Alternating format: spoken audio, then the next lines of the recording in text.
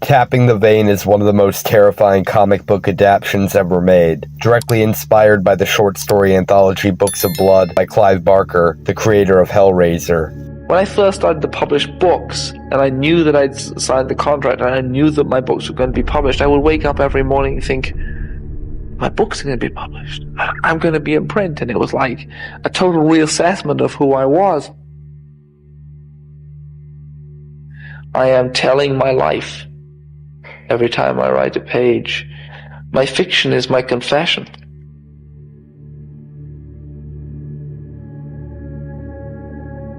Everything that was ever important in my life is written.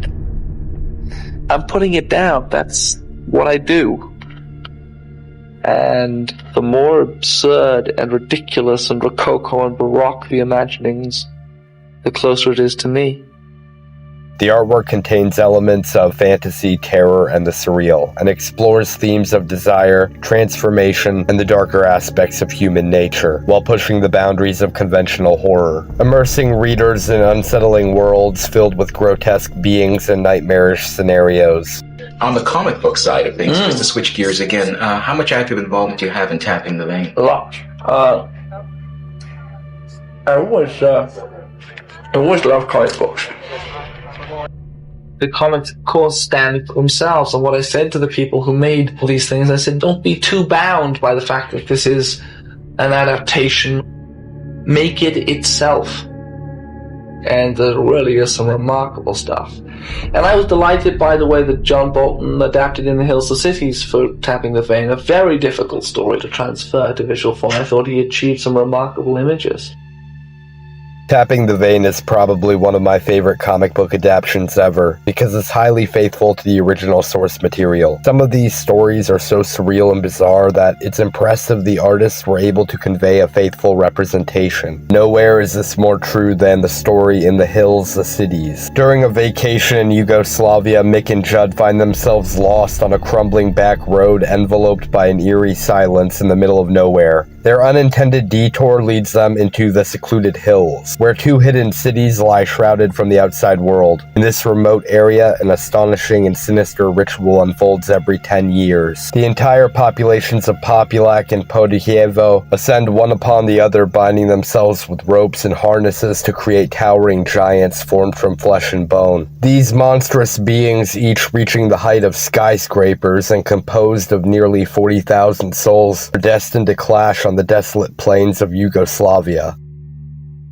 Lurking within the Podujevo giant is a hidden weakness, a festering flaw that spreads like a malignant shadow. When this titan collapses, it will unleash a cascade of madness upon all who bear witness, unraveling the very fabric of sanity in its wake.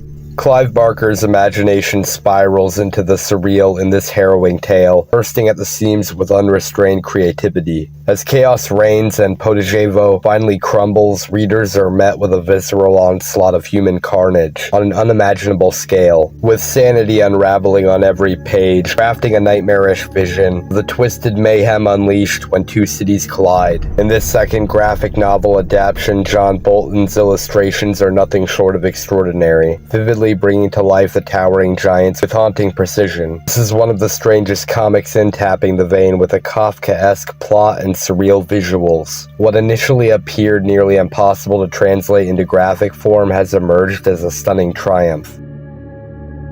How Spoilers Bleed takes place in the murky depths of the South American jungle, where a group of mercenaries led by a cold-hearted man named Locke claimed land long inhabited by a sacred tribe of Amazonian natives. When the tribe refused to abandon their homes, a moment of madness led one of Locke's men to fatally shoot a native child. In an act of vengeance, the tribe's elder unleashed a curse that would haunt the mercenaries. One by one, they began to suffer a grotesque affliction, their bodies becoming painfully fragile, where even the faintest speck of dust could slice their skin. The ground beneath them shattered their feet with each step. As his men fell, cursed by their own greed, Locke felt a flicker of remorse and returned to the tribe, desperate for forgiveness. But upon his arrival, he stumbled upon a scene of carnage. His own colleagues had slaughtered the tribe in a savage massacre. As the weight of his actions bore down on him, Locke began to feel the curse tighten its grip. The realization dawned upon him. There was no escaping his nightmarish fate. This graphic novel adaptation of Barker's short story remains true to the original storyline, skillfully cramming the tale's intricacies into a vivid storyboard format. The atmosphere and mood of the narrative are effectively captured in Hector Gomez's striking illustrations. Stark colors of the rainforest juxtaposed with the vivid splatters of blood create a disturbingly immersive experience. In Down Satan, we follow Gregorius, a man of grotesque wealth and immense power, having amassed a fortune that could satiate the most insatiable of desires. Yet despite his riches, an insidious emptiness gnaws at him, a darkness that brings him to a chilling realization he feels utterly godless. This revelation terrifies him more than anything else he has ever faced. Desperate to reclaim a connection to the divine, Gregorius enlists the help of his advisor, Warren Dickerson. Together they embark on a diabolical mission to construct a very real hell on earth, believing that by confronting Satan they can force God to intervene and restore his soul to the heavenly fold. With the mad architect Leopardo at the helm, they set to work in the desolate expanse of North Africa, designing an elaborate temple that defies the laws of morality and sanity. As the colossal and blasphemous structure rises from the barren earth, Gregorius prepares to sit within its dark confines, alone and waiting for the devil's arrival. Time stretches agonizingly, the air thick with anticipation and dread, as the shadows grow longer and the weight of his sins bear down upon him. The weight is unbearable, filled with a growing sense of unease, and as the walls of this hell close in, Gregorius begins to wonder if he truly summoned something far more sinister than he ever could have imagined. As the story unfolds, it descends into a vividly imagined hell, filled with haunting corridors and seething pits of fire, each description more visceral than the last. Artist Tim Conrad breathes life into this infernal vision, crafting a fittingly grotesque landscape. The artwork envelopes the reader in an atmosphere of unrelenting darkness, with meticulous attention paid to the characters' mannerisms and haunting facial expressions. Each panel captures the raw savagery unfolding within this hell on earth, creating an experience that is both visceral and unsettling. In Scapegoats, 4 friends named Frankie, Ray, Jonathan, and Angela are on a boat called the Emmanuel. Due to poor navigation and a lack of proper charts, the ship washes up on an uncharted island. Collectively, the group blames Jonathan for causing the vessel to beach itself. He tries to defend his position, but also assures the others that the ship will free itself once the tide rolls in. With little else to do, the group begins exploring the terrain. The island is small and desolate with no obvious signs of life. It is a barren, rocky area seemingly constructed entirely out of boulders. As they continue exploring, Angela ascends a high bluff where she finds a crudely made corral containing 3 sheep. The sheep are in poor health with little to feed upon. Though stricken by the oddity of this barbed wire sheep pen, they are relieved to find some form of life existing on the island. Frankie, Ray, and Angela begin trekking back towards the Emmanuel, leaving Jonathan behind with the sheep. Frankie hears a cry of outrage, followed by the pain-racked bleating of a sheep, and rushes back. She finds her friend naked in the middle of the corral, holding a bloody rock in his hands, as he's savagely beating one of the sheep to death.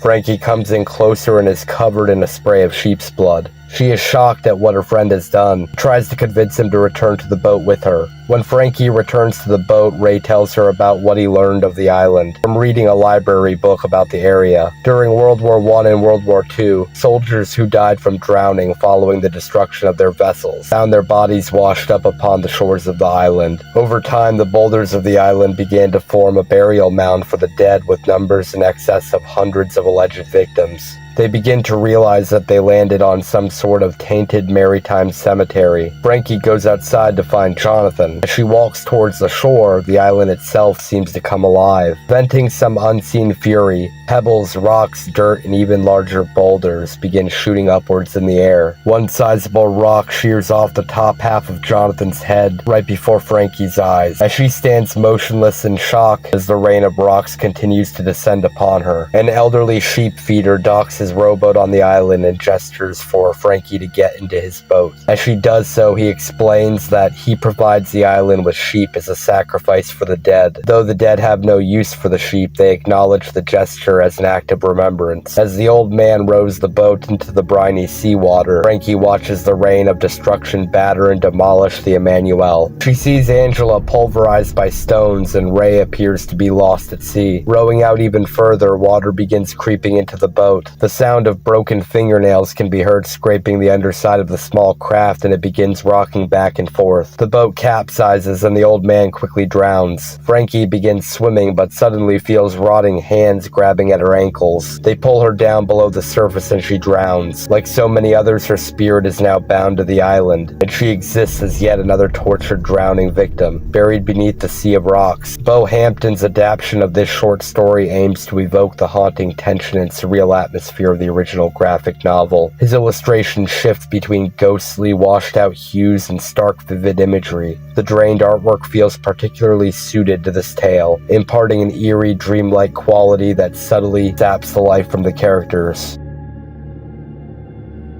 I was at the Fangoria convention over last weekend. 8-year-olds were coming up with Tapping the Vein in one hand and a copy of the Books of Blood in the other. A bit extreme for such a young kid. It is extraordinary how, but you know, if they're going to read, if it means people are going to read, I love that. Too few people are reading.